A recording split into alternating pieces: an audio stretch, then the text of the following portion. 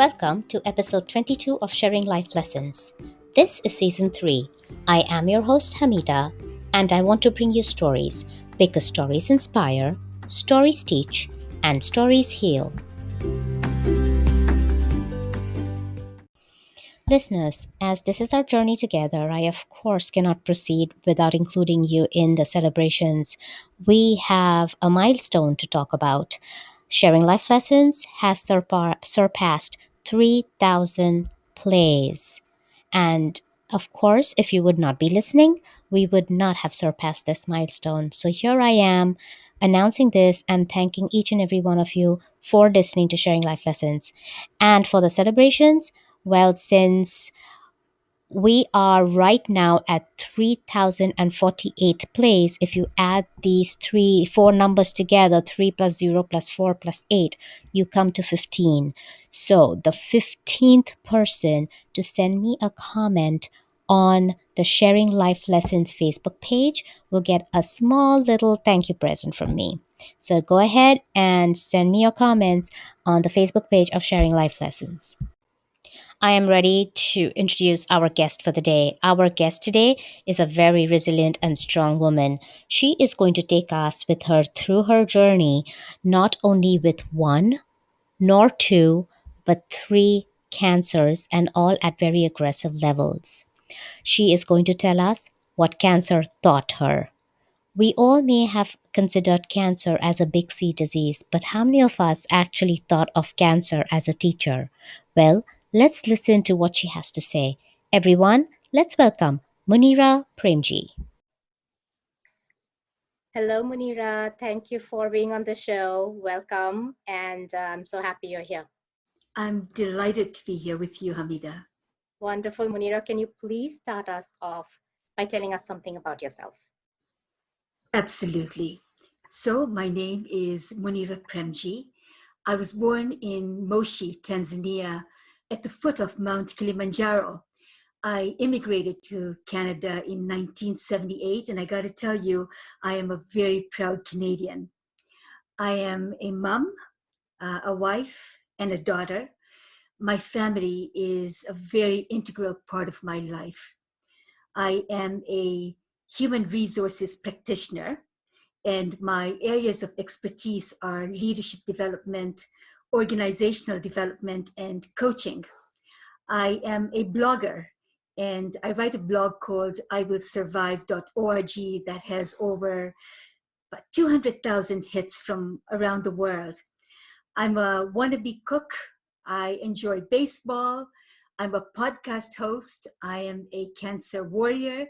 And now, Hamida, I am an author of a book published by Mowenzi House. And the book is called Choosing Hope, One Woman, 3 Cancers. And the book was selected recently by the CBC as one of the top 40 books to read in the spring of 2020. Oh, that's wonderful. Congratulations. Thank you, kindly.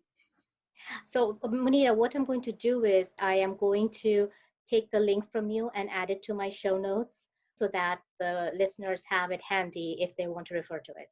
Fabulous.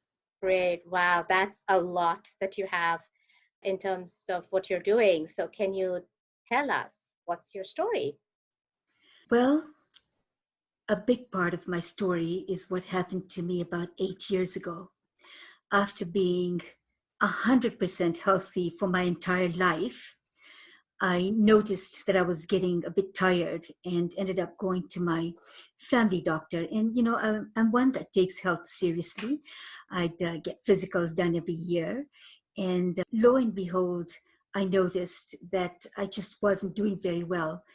Ended up in emergency. And that's when I was diagnosed with stage 3 multiple myeloma, which is an incurable cancer. Multiple myeloma is a cancer that begins in the plasma cells. So plasma cells are found in the bone marrow.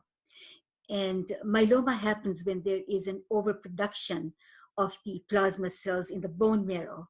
And what that does is it crowds out and suppresses white cells, red blood cells, and platelets. And the cause of multiple myeloma is not known. We know that it's not curable at the moment anyway, but it is treatable. And the symptoms of multiple myeloma are, bone pain, nerve damage, skin lesions, kidney damage. And the treatment for multiple myeloma is also quite interesting. In addition to chemotherapy, what I went through was a stem cell transplant. And I've done 2 of those to try and increase the longevity of my life. Okay, okay. And right now you feel like those 2 stem cell transplants were a success and you're okay? Well, I had my first stem cell transplant about 7 years ago.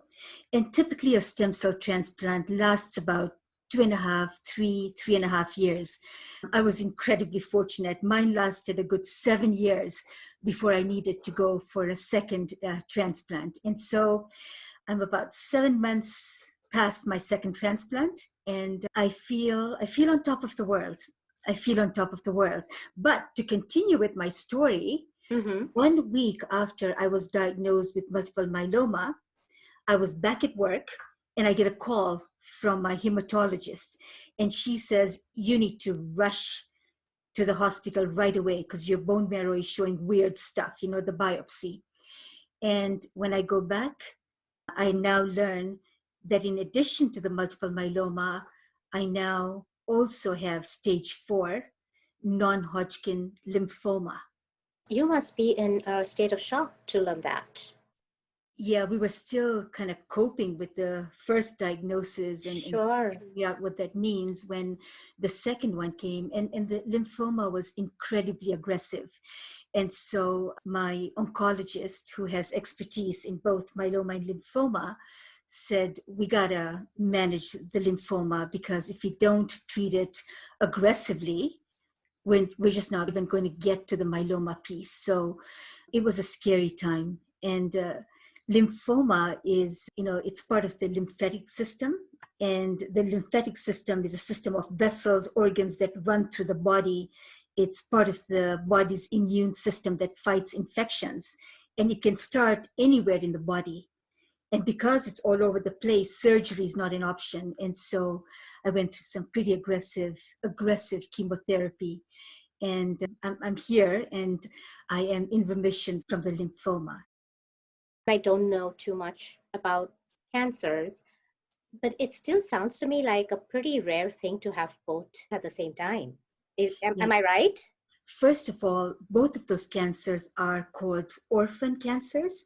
They're not cancers that you hear about often, like prostate cancer or breast cancer. These are orphan cancers. And so the numbers of people that have it are really quite limited.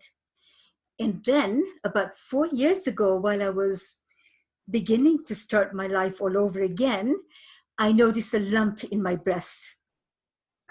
And this time I was diagnosed with stage 3 breast cancer. So 3 advanced cancers within 5 years. That sounds crazy. But yeah, tell us more. I started writing a blog about my journey with cancer, and I started that 8 years ago as soon as I was first diagnosed.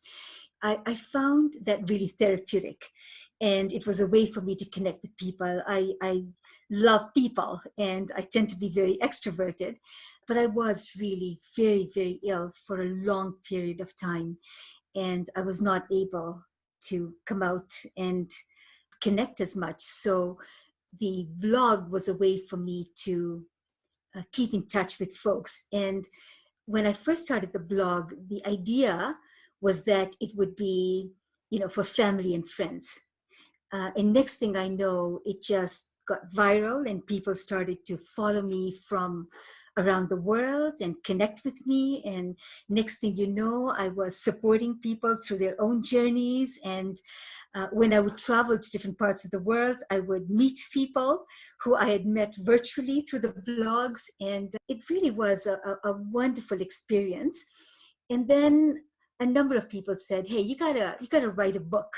And so I decided that I would do that. And one of the things that's unique about my book, Hamida, is it tells the story of my journey with cancer from my perspective, but it also tells the story of my journey with cancer from the perspective of my family. And that's a voice that's not often heard. So in the book, there's chapters written by my husband, by my daughter Sabrina, by my son Shane. And it's really quite significant because as they were writing those chapters in the book, I didn't know the half of it. I didn't know the impact that the cancer was having on them. I didn't know what they went through because they went through their own journeys. Can And you, Manira, can you please share some parts of their journey with us? Whatever stories or incidents or feelings that you get out of those chapters, it'd be really nice if you could share that with us. Sure. So my husband, Nagib, we've been married for 38 years and he is the love of my life. And we are also diametrically opposite. He grounds me, and I think I'm the fun factor in his life. And so our approach to the cancer was really quite different, Mm-hmm. So once I was comfortable that I had the right healthcare providers and I trusted in what the treatment was going to be, I was really happy to let it go.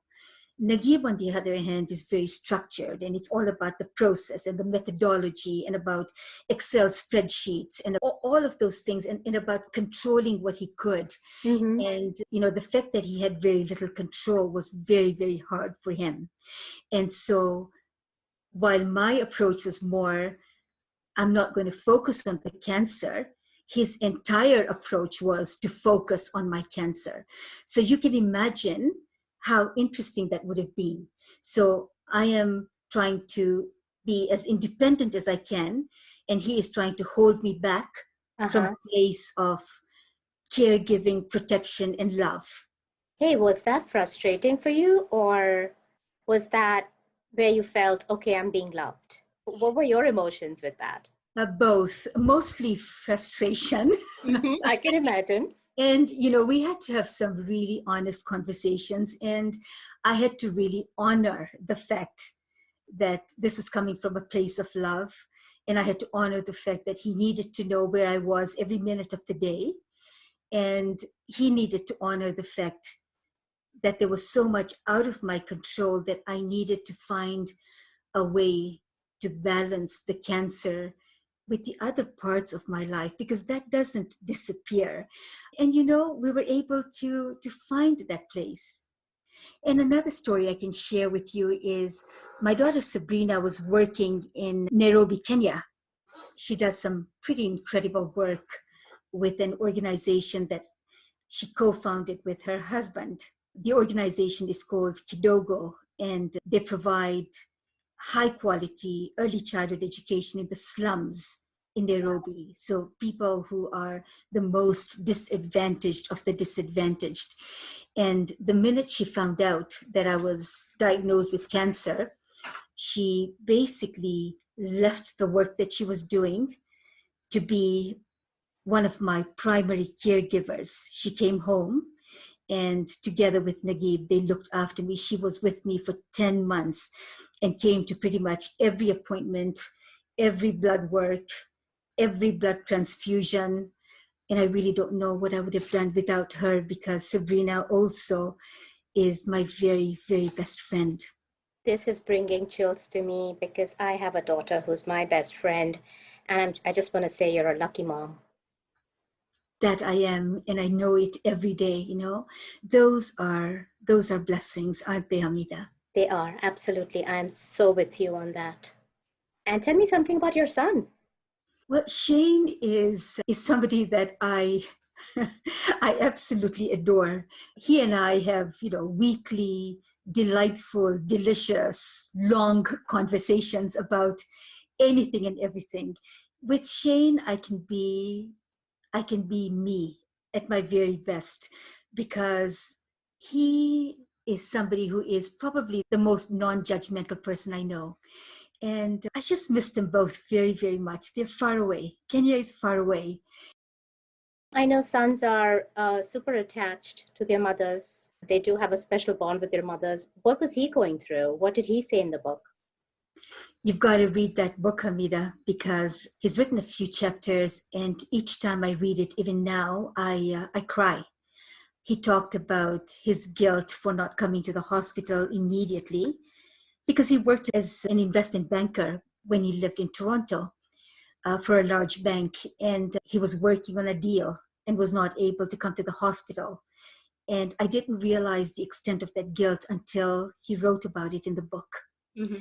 He wrote about finding it very difficult to see me in the hospital. And, what he writes in the book is just so raw. It may not be the right thing to say, if you will, but it was real for him, and how hard it was for him to see me so sick, not knowing whether I was going to make it or not. Yeah, I'm sure that must be the biggest question in everyone's mind, because you had two rare cancers, both together and both advanced stages. So I'm sure everyone had that fear in their hearts. And it was interesting.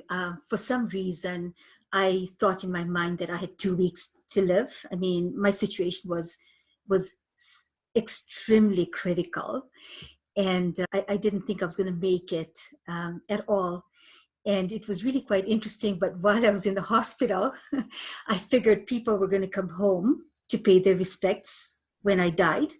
And I decided that I really wanted hardwood floors in my family room and the entrance of the house. So here I am in the hospital calling people to ask if they knew anybody who could put hardwood floors. And by the time I left the hospital, I had hardwood floors in my home. So it was really quite interesting because I felt I was living on borrowed time, and there was a sense of urgency with the way that I was approaching my life.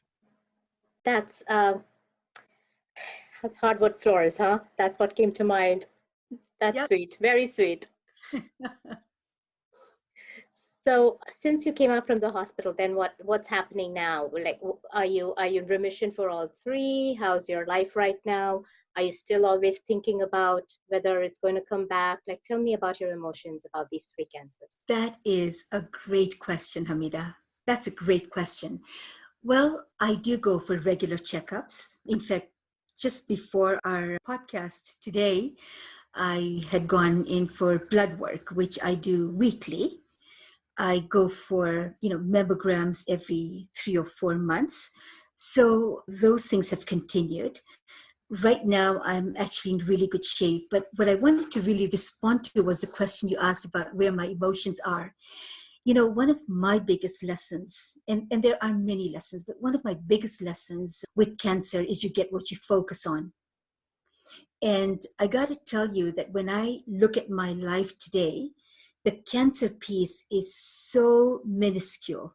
It is so tiny. I don't even really think about it. I don't engage in it at all. And I really do have a very full life. I'm continuing to work as an HR consultant. I volunteer extensively. I'm involved in just so many different things that bring me joy, that the cancer piece is really not there very much at all. I mean, I do support a lot of people who are going through the journey because it's a way for me to give back. And so how am I doing? Well, on a scale of 1 to 10, I would tell you I'm probably at 100% right now. I wake up every morning delighted to be alive. So in terms of emotions, I am actually probably in one of the best times of my life. Now, while I say that cancer has been a gift to me, I don't like to say that aloud because it's a gift that seems to keep giving. And it's certainly not something that I would, want to give to anybody. But I got to tell you, the lessons learned from it have been incredibly important in how I live my life today. It's so good to hear that you're at 100%, Manira. Really, really good to hear that. And since this podcast is called Sharing Life Lessons, and you, like you said, you've learned so many lessons from your time with cancer, please share your lessons with us. I think the first thing I'd like to say, probably my first lesson, is when I was first diagnosed with cancer, came as a complete shock, complete absolute shock. I didn't know what to do with it. We have no history of cancer in our family. So it was, brand new. And when I tried to talk about it, I realized that people were not comfortable sharing. It's almost like, the C word that cannot be named. And I was not particularly great with it for 3, 4, 5 months even. I felt really sad and I was really quite the victim. And I went through the stages of grief, that Elizabeth Kubler-Ross talks about. I went through the denial. All I wanted was I'll get the treatment and then I want life back to normal. I just really denied that I had the cancer. I went through anger because I felt I had a pretty good life, pre-cancer even, and I was really not ready to see that life come to an end. I did quite a bit of bargaining. I'll do everything that the doctors say to me. I will, eat everything that everybody tells me to eat, to be healthy. I went through a short period of feeling quite dismayed and depressed when it felt like this is not getting any better. In fact, it's getting worse. And it wasn't until I came to that place of submission and acceptance that I felt that I could move on to life in a constructive and productive way. So I think that was one of the first lessons that I learned, that I needed to go through that cycle and come to that place of acceptance. And what I found with acceptance is, it's not passive. It's about accepting where you are. And it's about doing things that are within your control. Like, what is it that I needed in terms of information? Who could I go to? Where could I get help from? So there was that one piece of it, which was the analytical piece. But Mm-hmm. the other piece was to have faith. And I started to think that a typical body has approximately 50 trillion cells, and each cell knows what to do and where to go, and it knows its function, and they all work together to generate perfect health. And so, there is a divine being that makes all of this happen.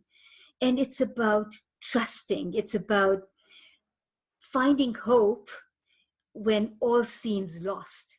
And so, acceptance for me, submission for me was a very conscious act of what can I control, as well as, that divine being, he's got me. He's got me. He's taken me He, through this and he will take me through it. he's got your Um, back.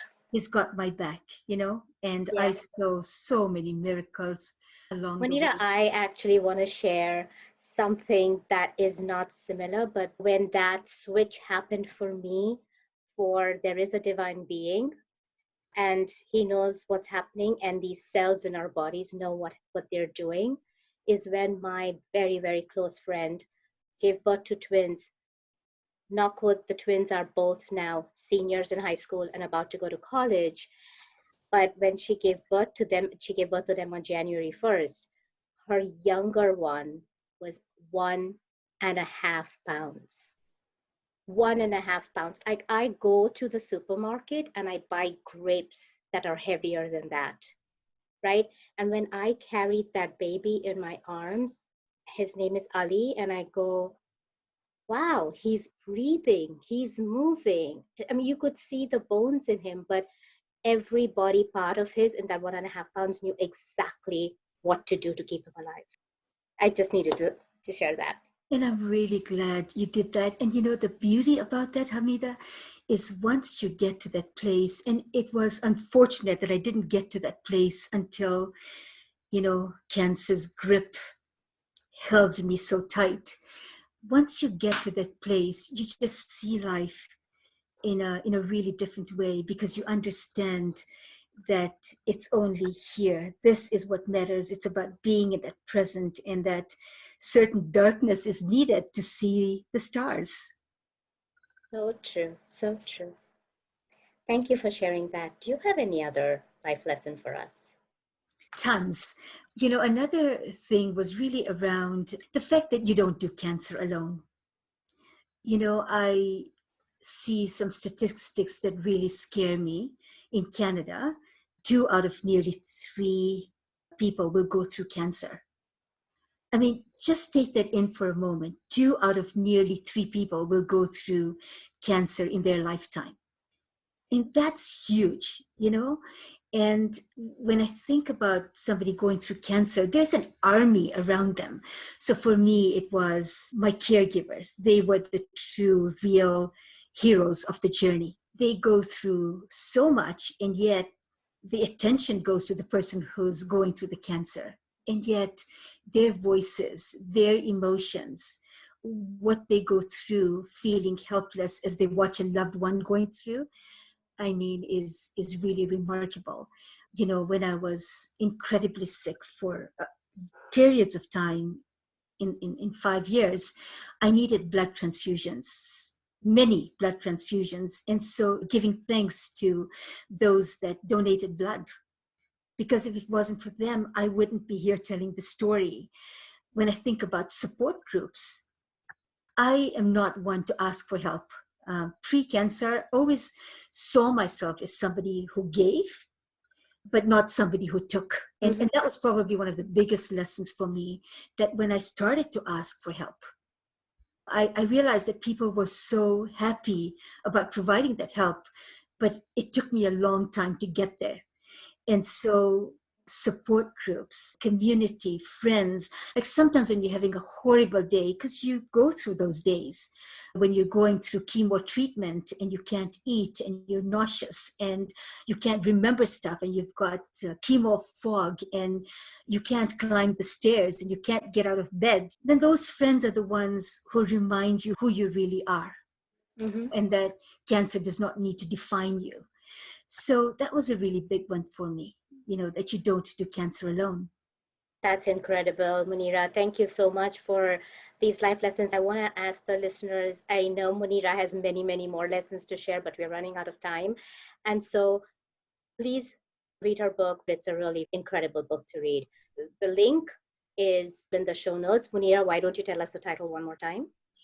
The title is called Choosing Hope, One Woman, Three Cancers. It's available on Amazon. And the reason I picked the title Choosing Hope is because that title really resonates with me. When we choose hope, there is something that unleashes in us to know that there is a tomorrow. When we choose hope, even a glimmer of that hope gives us faith. Thank you, Munira, for that incredible final message to the listeners. Thank you for sharing your life lessons with us. It was wonderful to have you on the show. It was a joy. Thank you so much for the invitation, Hamida. Much appreciated. And you made this so easy. That's really good to hear. Thank you, Munira. Choosing Hope, One Woman, Three Cancers. I really liked how Munira took us, actually carried us through her journey with cancer, and she also shared so many life lessons that cancer taught her. I would like to summarize some of these life lessons, and here they are. 1. You get what you focus on.